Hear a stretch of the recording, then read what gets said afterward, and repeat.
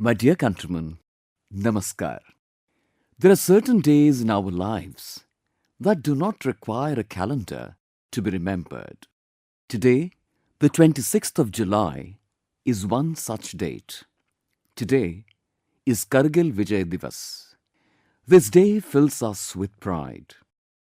This day reminds us of the extraordinary courage of our brave soldiers.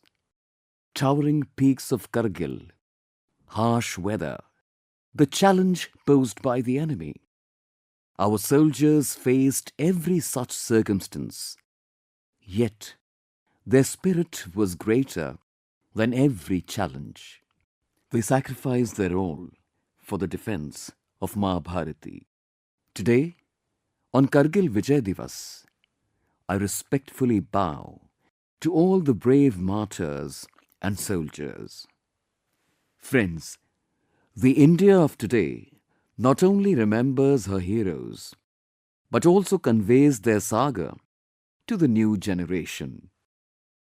With this very sentiment, a special Shaurya Vijay Yatra has been organized this year. Having started on the 14th of July from the National War Memorial in Delhi, this motorcycle rally will reach the Kargil War Memorial in Dras. Its message is one ride, one nation, one salute. This journey reminds us that the sacrifice made for the nation can never be forgotten. Friends, today, alongside the courage of her soldiers, India is also continuously strengthening her technological capabilities. A few days ago, INS Mahendragiri was inducted into the Indian Navy. This modern warship has been designed and built in India itself.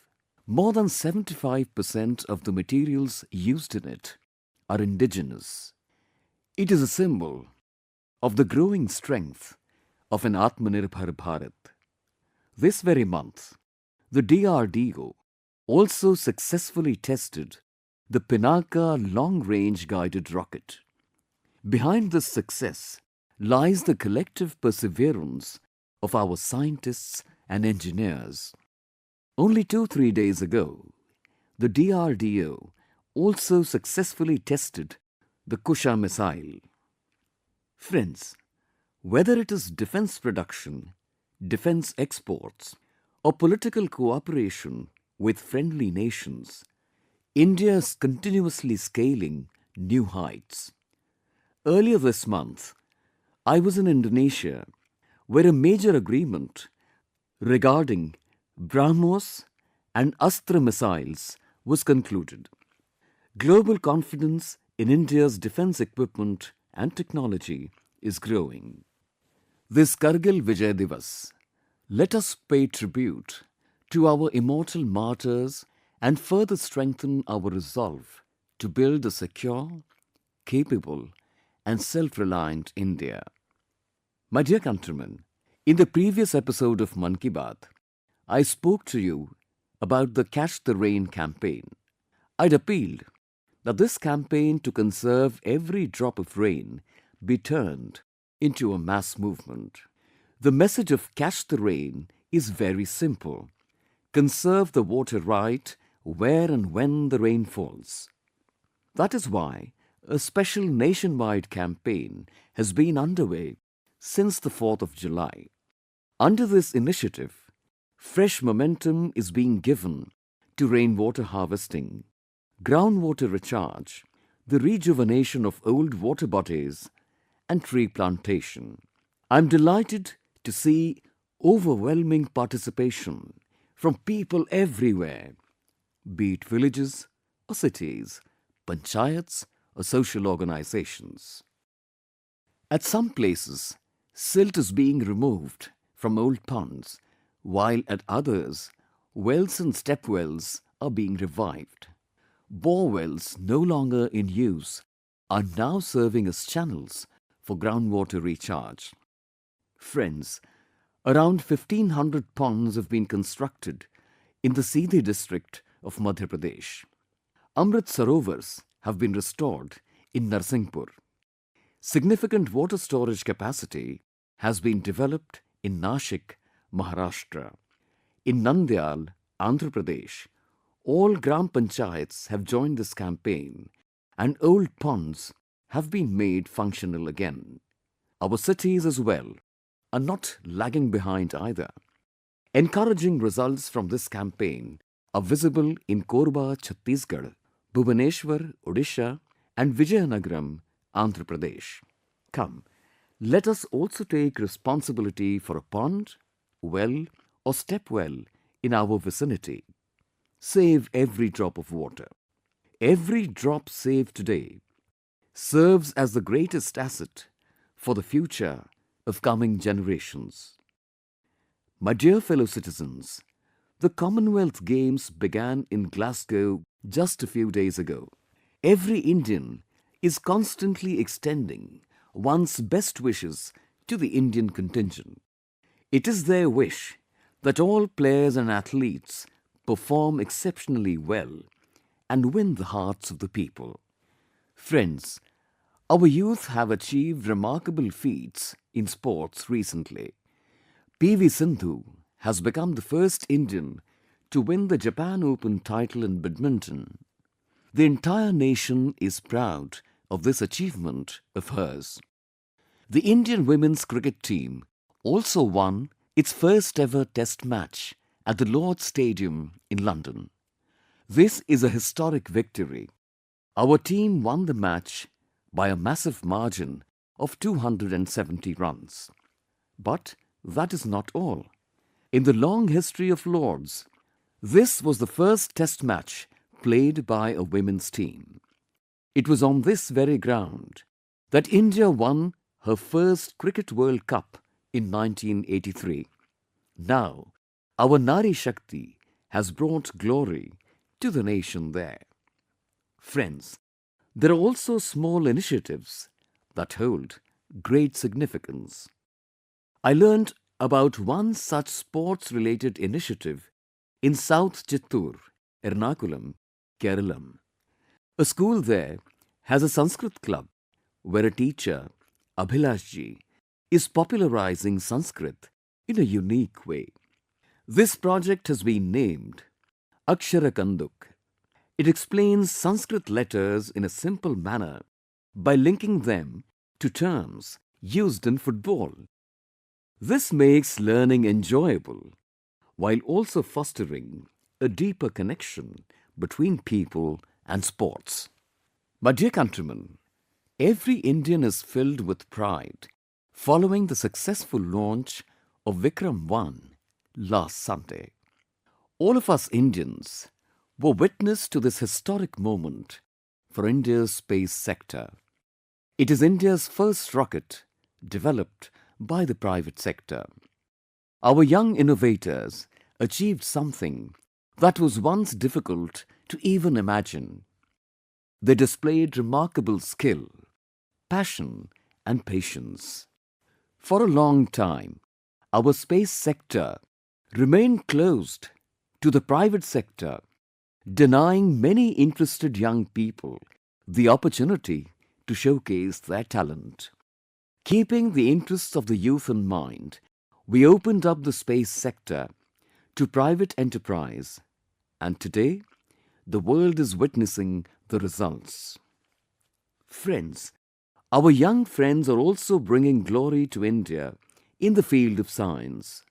Science Olympiads are among the most important competitions in the world. A large number of students participate in these events. Olympiads in physics, chemistry, biology, and mathematics were held just this month. The Indian contingent delivered a spectacular performance in these competitions.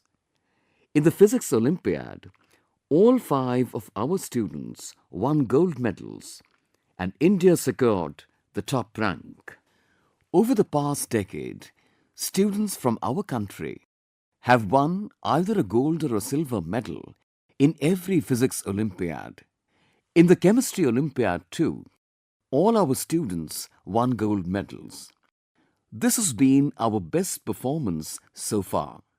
All our students also won medals in the Biology Olympiad, including a gold medal. On the other hand, in the Mathematics Olympiad, our students secured 2 gold and 4 silver medals. I'm immensely proud of the nation's youth power. It is heartening to see the culture of Olympiads and hackathons steadily growing in India. I'm confident that more and more young people across the country will show interest at such forums and keep the flag of India flying high. My dear countrymen, when one possesses both talent and the passion to achieve something, every path becomes easy. A glimpse of that is evident in the efforts currently being made regarding Kashmir's traditional Waggu mat. It is crafted out of reeds and paddy straw. The tradition of making this mat dates back many years. The process begins with harvesting grass and reeds from the marshy regions of Kashmir. After drying them in the sun and sorting the materials, the hand weaving process begins. It takes approximately 4 days for 2 artisans to complete a single mat. The mat is both unique and eco-friendly. A major feature is that it provides coolness in the summer and warmth in the winter. While it used to be found in every Kashmiri household, its usage had declined over the last few years. Amidst that, Ghulam Hussain ji from Srinagar and his daughter Tanzila ji took a pledge. Both dedicated themselves to reviving the tradition of the Waggu craft. Ghulam Hussain ji comes from a very humble background. He faced numerous challenges in this endeavour. However, his resolve to preserve Waggu remained unflinched, and within no time, many people began joining this initiative. Ghulam Hussain ji significantly advanced this craft. He also received local government support for his mission. Today, Waggu is rapidly gaining popularity and reaching other parts of the country. I'm immensely proud of everyone associated with this effort.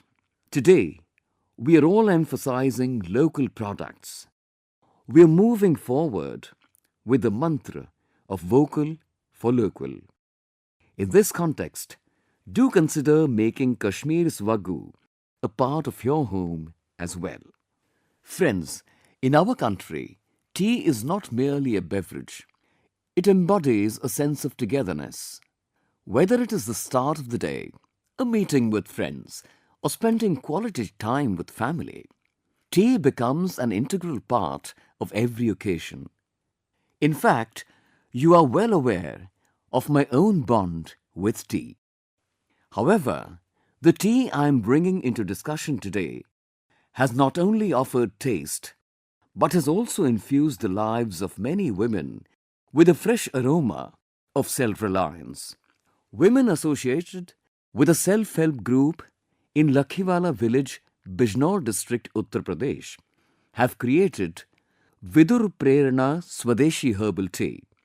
It contains natural ingredients such as lemongrass, giloy, licorice, tulsi, raw turmeric, cinnamon, cardamom and fennel seeds. Due to its unique taste and qualities, this tea has quickly carved a niche for itself among the people. This herbal tea has garnered immense appreciation at the Mahakumbh in Prayagraj and the International Food Festival in Delhi. Even visitors from abroad have shown interest in it. Friends, the most inspiring aspect is how it all began. This entire venture started with an investment of just 1 lakh rupees. Today, the brand has reached major institutions across the country. This initiative demonstrates that when local knowledge, nature, and the self-confidence of women come together, Even a small effort can initiate significant change. My dear countrymen, people across the country are fulfilling their responsibility towards nature through the Ek Ped Maa Ke Naam campaign. When society connects with this sentiment, beautiful and inspiring examples emerge. Friends, the incredible power of public participation was witnessed in Ahmedabad. In the Bhadaj area, over 3.5 lakh saplings were planted within a single hour, with more than 25,000 people joining the effort. School children, NCC cadets, volunteers, and ordinary citizens, everyone participated in this campaign. In the coming years, these saplings will grow into a dense urban forest. This achievement has been recorded in the Guinness Book of World Records. Friends, the remarkable resolve of the people was also evident in Uttar Pradesh under the Ek Ped Maa Ke Naam campaign, where over 35 crore saplings were planted in a single day on the 12th of July. As a Member of Parliament representing a constituency in UP, this is a matter of special pride for me. My dear countrymen, trees are not just for humans, they are also home to countless living creatures. After nearly 60 years, the Indian grey hornbill is once again making its abode in the Gir forests of Gujarat. This is the result of years of conservation and restoration efforts in Gir. The hornbill is often referred to as the farmer of the forest. They eat these fruits and disperse the seeds far and wide. From these very seeds, new trees grow in the forest. In this way, a single bird helps make the forest lush and green again. I would urge all of you to connect a special occasion in your lives with nature. Plant a tree in your mother's name. A small sapling planted today can become a legacy of greenery, clean air, and a beautiful future for generations to come. My dear countrymen, we all know that plastic pollution poses a major challenge to the global environment today. Waste from single-use plastic continues to harm nature for years. Therefore, proper disposal of plastic is crucial. Friends, a magnificent example of waste to wealth has emerged from Sitamarhi in Bihar. Here, waste is being recycled to create attractive benches. About 40 kilograms of single-use plastic are consumed to make one bench. These benches are not only strong, durable and comfortable, but also eco-friendly. They are installed in government schools, parks and public spaces. This initiative is also raising awareness among people about environmental conservation. Both local bodies and the district administration play a vital role in this effort. That's also generating local employment opportunities. This initiative in Sitamarhi shows us that reduce, reuse and recycle is no longer just a slogan, but is becoming a part of our lives. Friends, you might recall that in the last episode of Mann Ki Baat, I'd spoken of Ganesh Utsav. I'd urged everyone to worship idols of Ganesh Ji made from our country's own clay. Instead of Ganesh Ji made of POP or those imported from abroad, we should install Ganesh Ji made from indigenous soil in our homes. Many people have sent me messages and shared their thoughts on this subject. People have told me that they have heeded my request. They have resolved to install idols of Ganesh Ji made from local clay. People have written in to say that this topic was previously discussed in Mann Ki Baat and that it helped them take the right steps at the right time. I reiterate my appeal. This time, for Ganpati Puja, Install an idol of Ganeshji made from the soil of our own land in your home and worship it.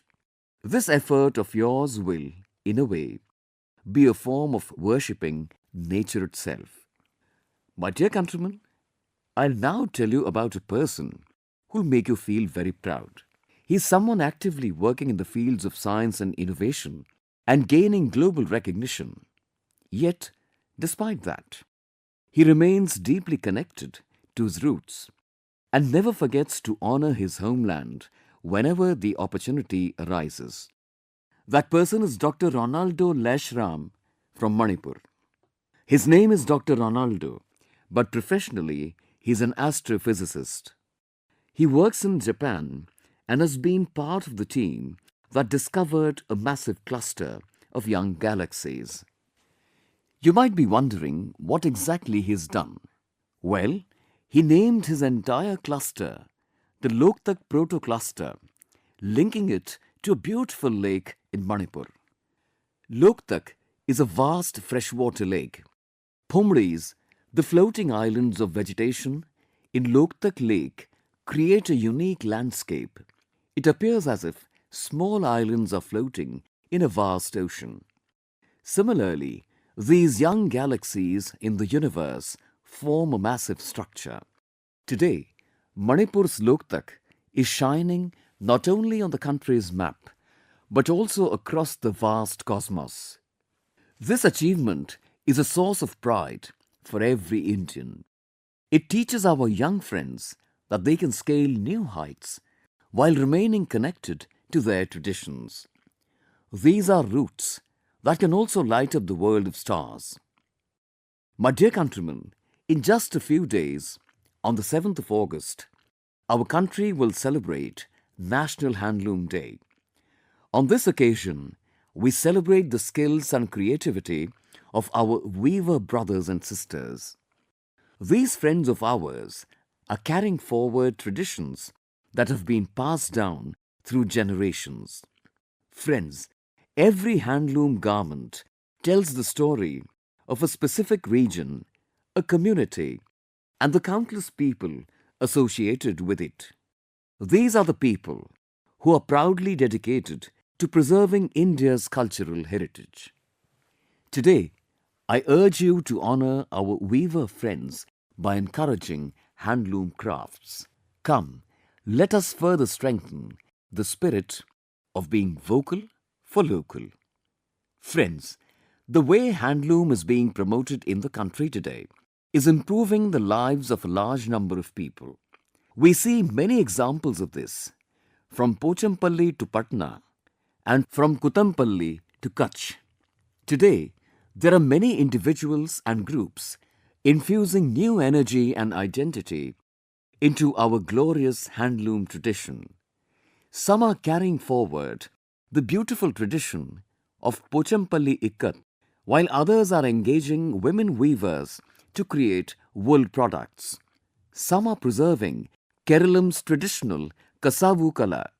This is also providing employment to our mothers and sisters.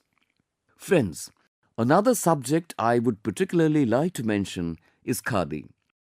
We all know that Khadi was very dear to Mahatma Gandhi.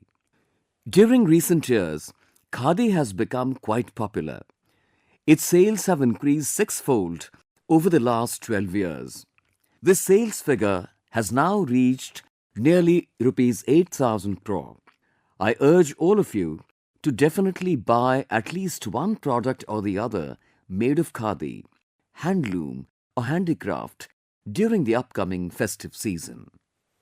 My dear countrymen, if you were asked how many types of musical instruments exist in India, you'd likely be left wondering. That is because we possess a vast array of musical instruments and the traditions associated with them. One such instrument is the Chongpreng from Tripura. It is quite popular among the tribal communities there. Made of bamboo, this instrument features 3 strings. It produces a melodious tune that bears resemblance to the sarod. For some reasons, its popularity among the youth had begun to wane. Amid that, Suraj Kumar Debbarmaji resolved to revive its popularity. Today, his efforts are bearing fruit. He performs using the chongpring as well as other traditional instruments from the region. He has a deep fondness for Kokborok folk songs, Baul songs, and Bengali folk music. Now, I would like to play a short clip for you. It is a piece of music that you will never forget.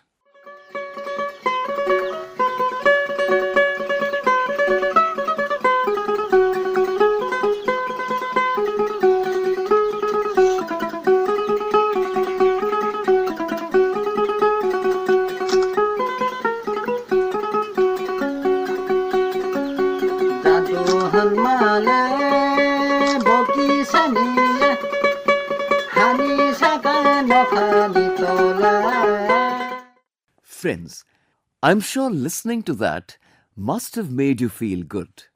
I'm very proud of Deb Barmaji. His efforts to popularize traditional music is truly commendable. I urge all of you to share information about traditional musical instruments found in your own vicinity on social media. Such efforts on your part will certainly connect others with traditional Indian music. My dear countrymen, tomorrow, the 27th of July, marks the death anniversary of Bharat Ratna Dr. APJ Abdul Kalam ji. Dr. Kalam's personality embodied many inspiring facets, yet the role of a teacher was closest to his heart. He inspired children and the youth to dream big. Coincidentally, this week we'll also celebrate the pious festival of Guru Purnima. Our parents are our first teachers. While school teachers impart the knowledge of letters and learning, Guru Purnima is an occasion to express gratitude towards all such mentors. I offer my respectful pranam to all the teachers and mentors across the country. Friends, in just a few weeks, we'll celebrate the grand festival of our independence. 15th August is a day of pride for every Indian. It is a day to remember the countless heroes who dedicated their all for the freedom of Bharat Mata. It is because of their sacrifice and devotion that we hold the tricolour in our hands today. This tricolour embodies the ideals of our constitution.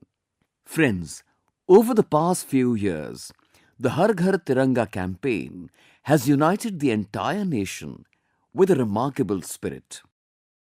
The celebration of the tricolour is visible in every home and every street.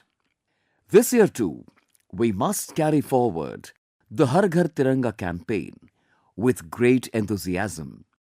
We must display the tricolour at our homes with the utmost respect. Friends, every year before 15th August, you send me myriad ideas and suggestions. This year as well, please do share your thoughts on MyGov. I look forward to your suggestions. Friends, that's all for today's Mann Ki Baat. We'll meet again next month with stories of many new achievements and inspiring efforts by our countrymen. Until then, I take leave of you. Thank you very much. Namaskar.